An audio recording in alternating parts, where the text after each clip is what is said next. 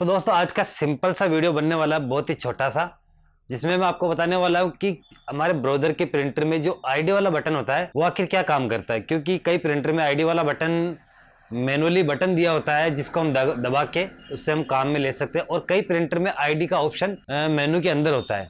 तो उनको हम किस तरीके से काम में ले सकते हैं उसी के बारे में ये वीडियो है। और आज जिस प्रिंटर की मैं बात कर रहा हूँ वो है ब्राउज़र का, जिसका मॉडल नंबर है DCP-L2541। ये बहुत ही शानदार प्रिंटर है जिसमें हर फंक्शंस के लिए एक मैनुअली बटन भी दिया हुआ है और बहुत ही मल्टी फंक्शन से प्रिंटर जिसको मैं कह सकता हूँ बहुत ही शानदार प्रिंटर है। इसी के बारे में बात करेंगे।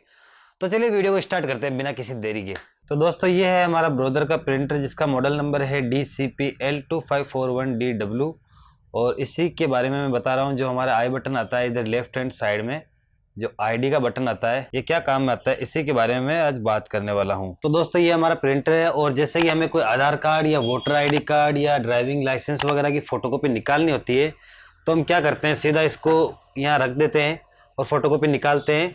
तो दोस्तों अब क्या करना है, जब अगर हमारे प्रिंटर में ऐसा कोई बटन है 2-in-1 आईडी कॉपी जहाँ लिखा हुआ होता है, तो दोस्तों अगर आपको कोई भी आधार कार्ड या voter ID card, driving licence वगैरह जैसे कि कोई फोटोकॉपी निकालनी है, अगर आपके प्रिंटर में 2-in-1 आईडी का बटन है तो आप इसको यूज में लेके बढ़िया से फोटोकॉपी निकाल सकते हैं। जैसे मैं आपको बताता हूँ, यहाँ पे हमें आईडी का बटन सेलेक्ट करना है। अगर आपको कॉपी एक्स्ट्रा चाहिए तो आप यहाँ से ना कॉपी बढ़ा सकते हो। यहाँ पे नंबर लिखा हुआ है, मैं आपको बता देता हूँ। यहाँ पे आप देख रहे हो अभी एक ही आ रहा है। अगर मैं यहाँ से बढ़ाता हूँ तो यहाँ नंबर चेंज हो जाते हैं।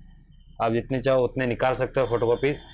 अभी मैं यहाँ पे एक ही कर देता हूँ वापस। अब दोस्तों आपको क्या करना है, सिंपल आईडी वाला बटन है, उसको एक ही निकालने तो एक करना, आईडी वाला बटन को दबाना एक बार और यहाँ पे हमारी आईडी को रखना है इस तरीके से।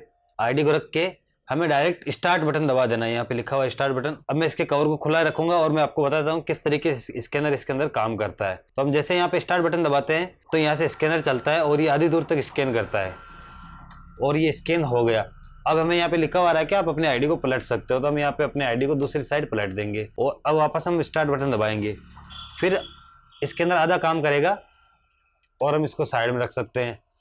और अब जो हमारा फाइनल प्रिंट निकल के आएगा दोस्तों, वो पूरा एक ही पेज पे दोनों तरफ का निकल के आ जाएगा कुछ इस तरीके से।